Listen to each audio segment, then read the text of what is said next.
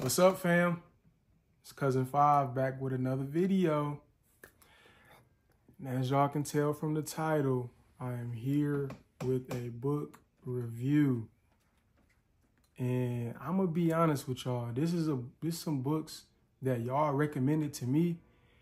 And y'all really snapped with these book recommendations. These some good book recommendations, man. So I asked y'all to keep them coming because I'm loving them. You know what I mean? I'm liking what y'all reading. I hope y'all like what I'm reading. You know, tick for tack, vice versa sort of thing. I got 3 books, so it's going to be a pretty quick book review. But I just wanted to come to y'all because these are some books that people said they wanted me to really review. So I had to answer my cousin. You know, my cousins asked me something. I gotta do it. I ain't finna talk y'all heads off. Let's get right into it. All right, cousins. This first book y'all recommended me.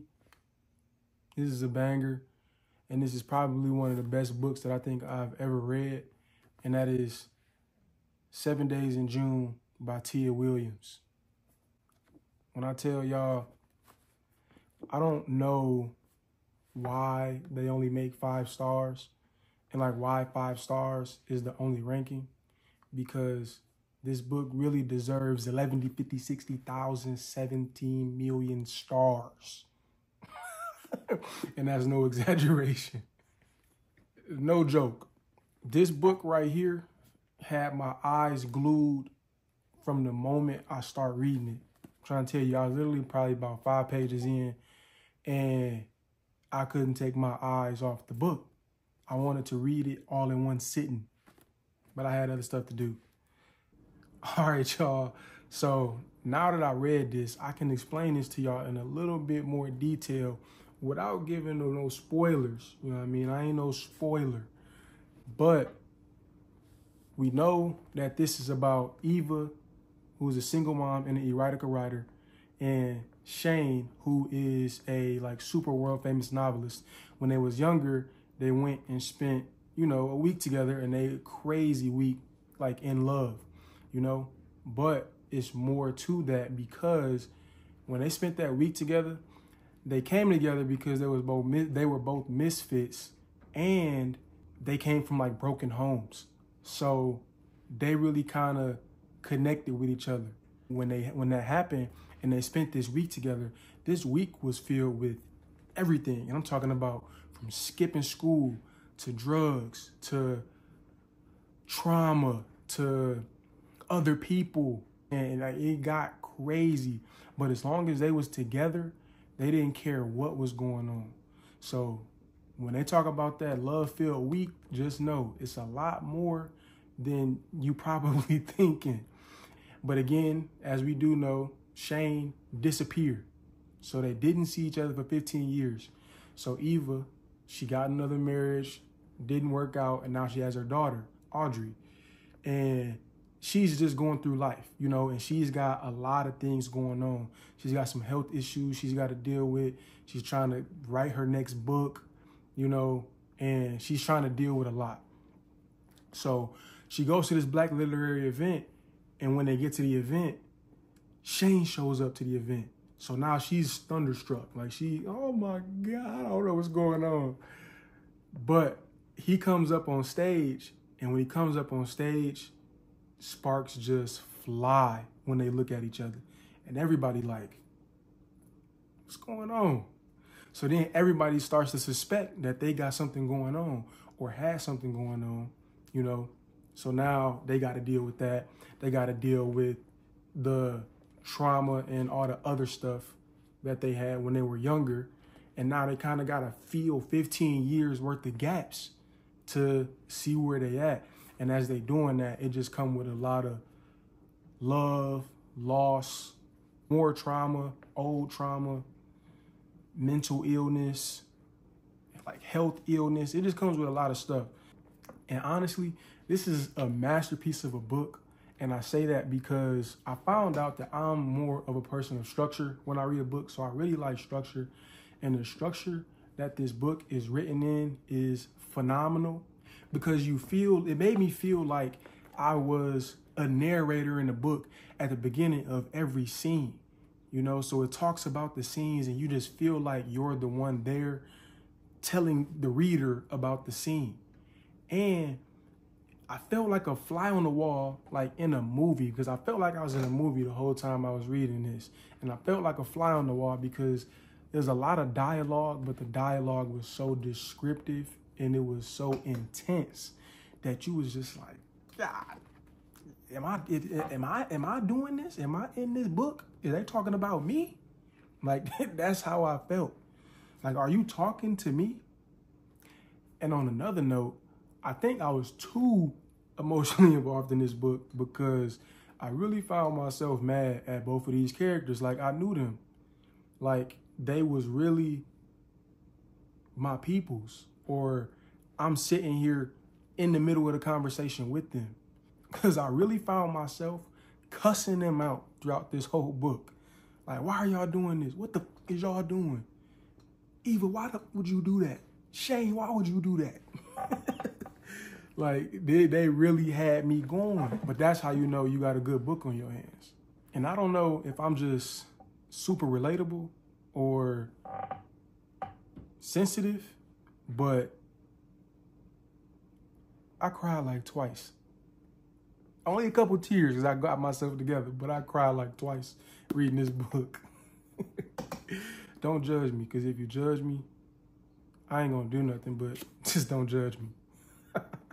And honestly, this book really spoke to a lot of themes, and if you wasn't locked into the book like you needed to be, you probably missed a lot of them because they super subtle but strong when you catch it.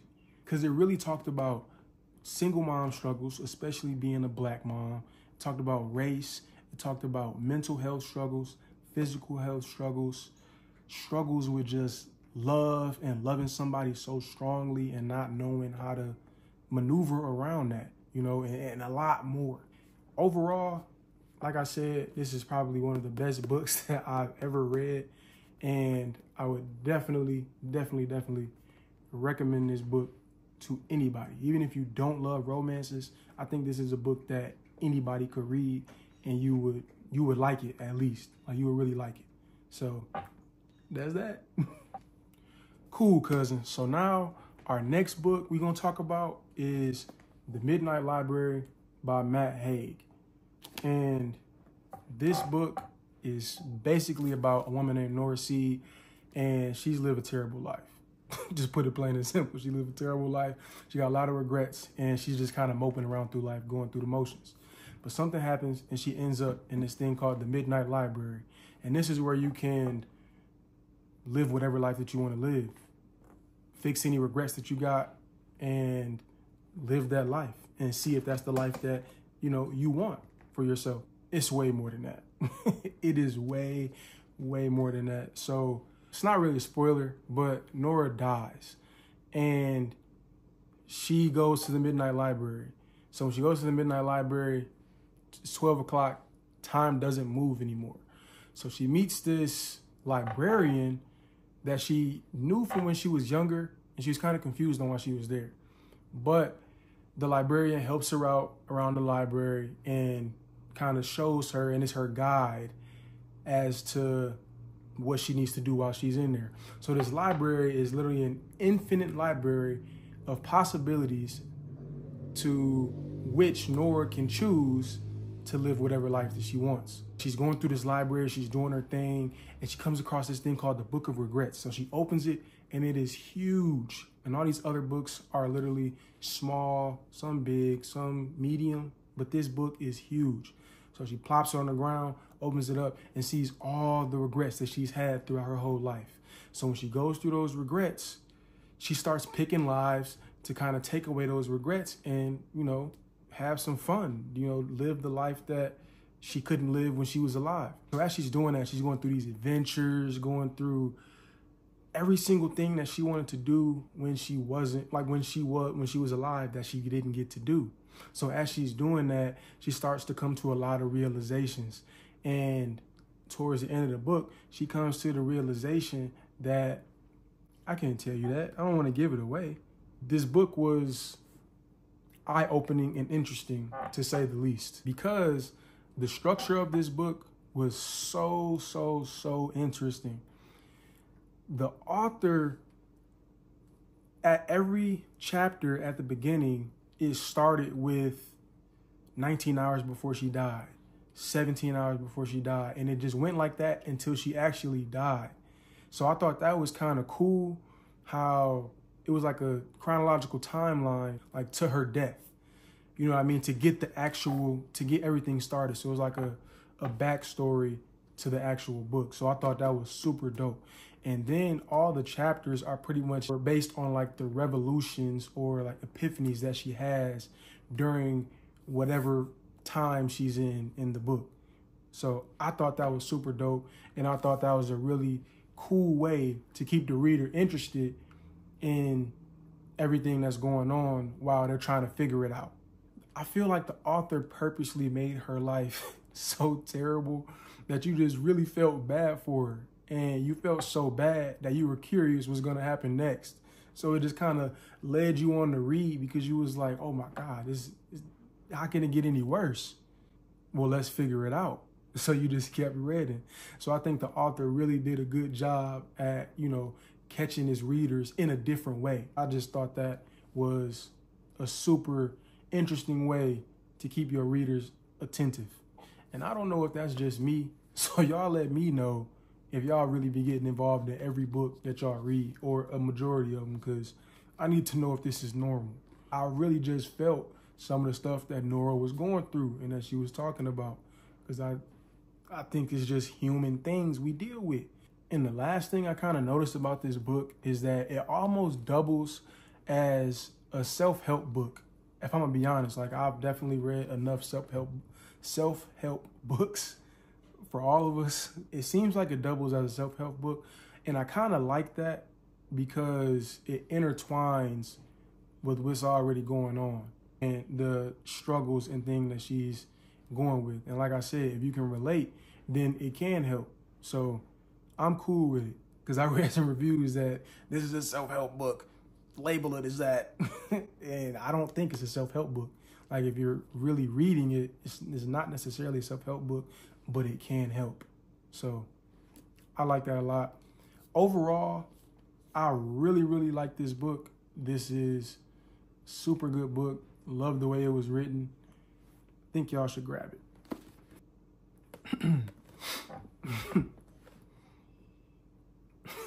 Family, you know that one time you really got to have a hard talk with your family and just sit down and try and tell them something that you know they not going to want to hear? That's us right now. I'm sorry, y'all. That's us right now. The last book we about to talk about is Toni Morrison, The Bluest Eye. I know, y'all, it's finna be tough. It's finna be tough, but we gonna do it because we family like that. So I'm gonna tell you what the synopsis is gonna say when you read the synopsis. It's gonna tell you it's about Pecola Breedlove, who is a young black girl who's getting mocked, bullied, harassed for her dark skin, dark hair, and her eye color. And now she's praying every day for beauty. And the beauty that she's praying for is blonde hair and blue eyes, because she wants to be like these white kids that are mocking her. And when she grows up and is growing up, she realizes that that's not going to happen, and her life is kind of going in spirals. But when you read the book, slightly different. And yes, that is what it's about. And that's in the book, but it's just so much more than that, because when you read the book starts off not even talking about Pecola Breedlove. You don't hear about Pecola Breedlove for a little bit. And it talks about some other people that she knows, and it goes over their life and how they've been like tricked to believing that they were ugly. And these are black people as well. And they've been tricked to believe that they're ugly and not worth it, and going through these, and now how that has affected them, the adults in the house, and how it affected their children. So then their children was in school with Pecola, and they all became friends, and a lot more things just started to happen. And again, she did get bullied, she got harassed or whatever, and they all just believed that they were not pretty. They believed they weren't beautiful. No, none of that. They didn't deserve it or nothing like that. So a lot of things happen throughout this book that just really reiterate the fact that these young girls don't believe they're worth anything. And I think the synopsis is just a little misleading a little bit, because it's it talks about Pecola, but she's really not the main focus when you read this book. And I'm gonna be straightforward with y'all. This was an extremely hard read, and I promise you that I really had a hard time trying to finish this. It was a good book. Do not get me wrong. It was a really good book. It just was not enjoyable to me. Sorry, fam. I really am. But on another note, though, this book did, as Toni Morrison always does, mention a lot of themes. And there was a lot of characters in this book. So there was a lot of themes in this book. And some of the themes that she really talked about was generational curses, trauma, race, identity, beauty, sexism, classism, and a bunch of other things that you would miss if you're not really into it or just reading the words that she's actually talking about, because she writes it in such a way that it's embedded into what she says and not just like plainly spoken. Plus, this does have some talks of essay in it. So if you don't like that, it's not a lot, and it doesn't have to be a lot. So I know that. So if you don't like that, just be aware that this does talk about that in there. I do think she spoke to a lot of stuff in here that really needed to be talked about, though. And one thing that really sticks on my mind from reading this book is a scene where all the girls was going to school, and this light-skinned girl started coming to school, and they instantly started hating on her. They instantly did not like her without even talking to the girl or really even getting a feel for who she was. But when something was going on and that girl turned around and helped them, they started to like her. You know what I mean? But then when the girl asked for something and she couldn't get it, she instantly flipped on them. So black on black colorism in this book is something that still goes on today. So like I said, she got some really heavy themes and ideologies in these books. This was a great book nonetheless. So I didn't enjoy it, but it's a phenomenal book, you know, if that makes sense. So don't get me wrong. I liked it, but I just didn't enjoy it. Well, fam, them are 3 books that y'all recommended me that I really wanted to review, because when I read them, I had strong opinions about them. That's it for this video. I thank y'all for watching, being here with Cousin Five, and really rocking with your boy. Like, y'all really been rocking with me, and I appreciate it. Like how y'all appreciate me doing what I'm doing, I appreciate y'all for doing what y'all doing, and I want y'all to know that. So don't forget to comment, like, subscribe, and I will be coming with more videos soon. So peace, fam.